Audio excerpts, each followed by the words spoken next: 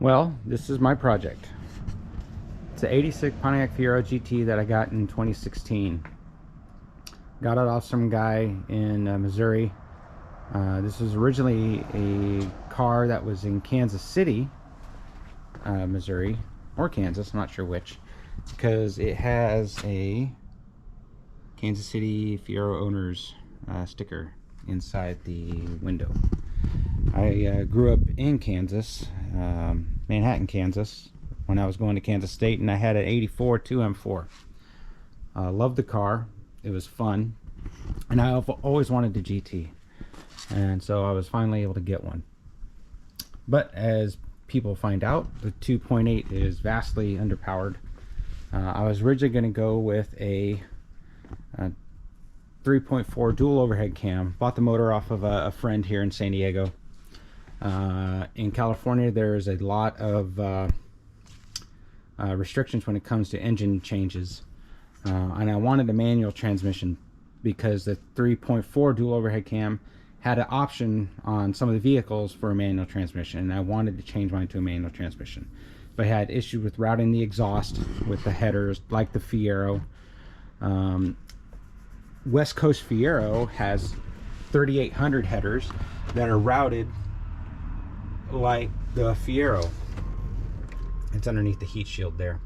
Well, somebody paid thousands of dollars to get them tested to make sure that they are compliant, that they don't change the emissions on the vehicle. So I decided to go with the 3.8, and I had to use the automatic transmission that came with the engine. The engine that I put in was from a 98 Grand Prix GTP hand transmission. I had the transmission rebuilt by Nicholas Performance Transmissions in Kansas City. I went and visited home, and I had them rebuild it just to make sure that it's good to go. Put a higher stall converter, I think I got that correctly on there, and that way I wasn't going to have any issues to have to take it out, because I got everything from a salvage yard. So I've done a lot of research and work into this. Started on Pinox Fiero forum, Lost Not Forgotten on YouTube, and a lot of questions on Facebook with people who have done this before me, and I'm very grateful for all the help that everyone has given to me, be it buying custom-made parts from Fiero Raj, Brian Sandburn with the Corvette motor, Corvette brakes and rotors, West Coast Fiero for all their parts that I purchased from them, and everyone's input and help. Originally, when I put the motor in, the car had 55,000 miles on it, but I fired it up, fired right up. Unfortunately, I heard a little metal screeching sound when I first started it. Didn't know what it was. I thought it might have been the grills that they were still on here. They weren't bolted down, but that's not what it was. When the car heated up, when the engine heated up to operating temperature, the oil pressure went down below 20 psi, and the oil light came on. It should be well above that, talking to people who've done this swap before. So I looked in the oil, drained it a little bit, and I had glitter in it, gold glitter. So the bearings were going out. So eventually I knew that it would just eat itself, and I didn't want to be stranded on the side of the road. So what I decided to do was purchase a Jasper remanufactured engine, and I just finished installing that. So I've done a lot on this car. I've repainted the supercharger myself, the valve covers, remade made the fuel lines here, the coil pack relocation mount was from Brian Sandburn, the same guy who made the brakes for me. The cold air intake is from West Coast Fiero, as is the thermostat housing. Had them do that, and you can barely see the transfer tube that goes down down here for the coolant system. There's the cold air intake.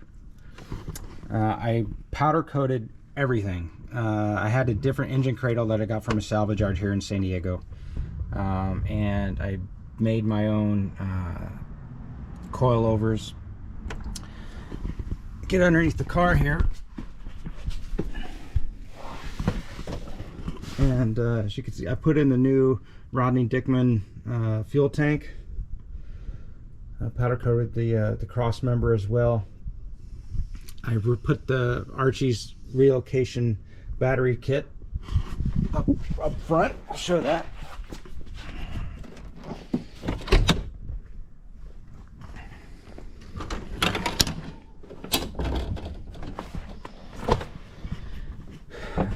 There it is.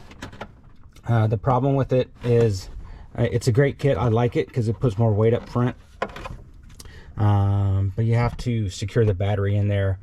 A lot of people, they're able to, when they use the stock Fiero battery, you can still use the spare tire and fit it in here, and that locks it down. But my wheels, I won't be able to use the spare tire, so it's kind of useless for me to use a spare tire. So what I did was I got a battery tray from O'Reilly's.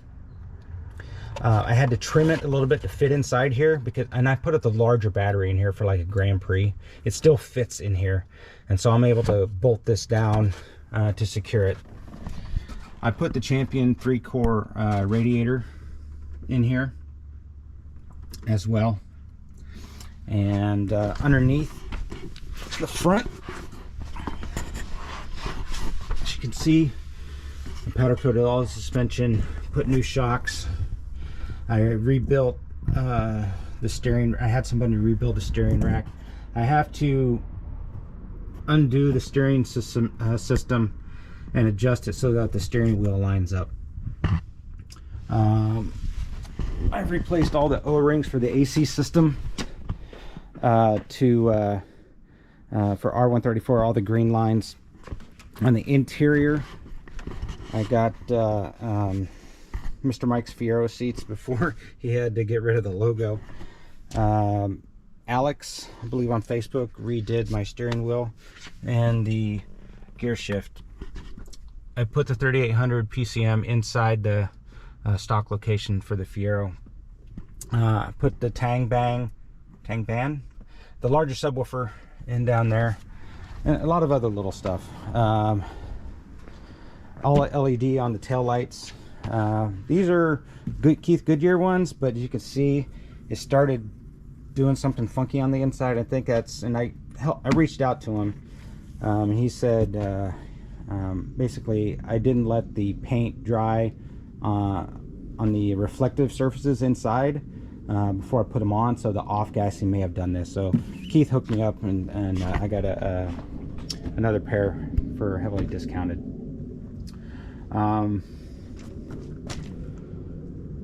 Yeah, since being in California, I have to comply with all the emission equipment that was on the 98 Grand Prix. So that means all the evap system, all the EGR valve, everything that was on that 98 Grand Prix needs to be on here and functioning. And so I put the evap originally was on the other side, but I like this area better because I made everything with the wheel liner.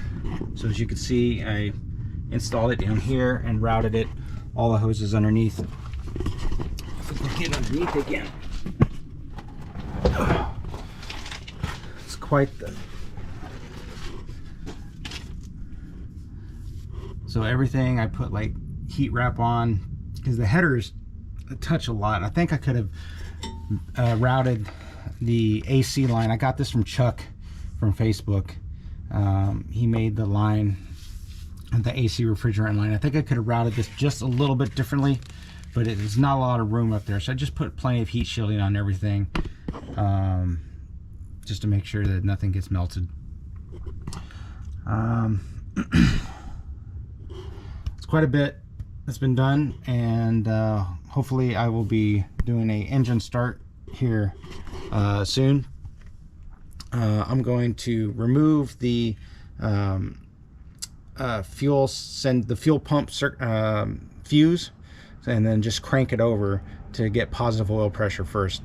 Once I do, I'll do that several times, and then I'll install the fuse and then do a first start. I don't have the cap back on exhaust on here yet, so and I don't have any coolant in the car in case I need to take it out for whatever reason. So fingers crossed, and we'll go from there. See ya.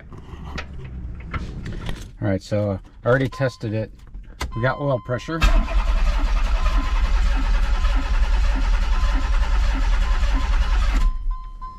So now I'm going to install the chip, or the fuse for the fuel pump, and then we'll get going here. There we go. See if the fuse turns on, or the fuel pump. You can hear it. Do that several times, kind of prime it. Do it again.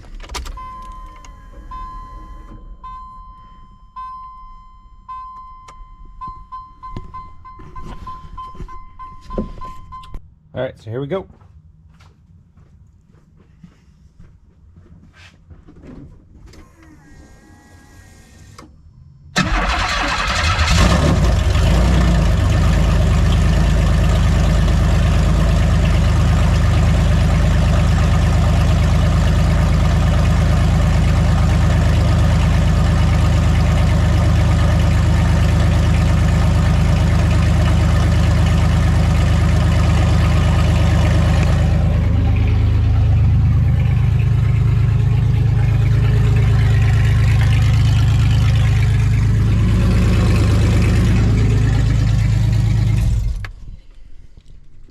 All right, she fires up. Now I'm going to put the coolant in and the cap back exhaust.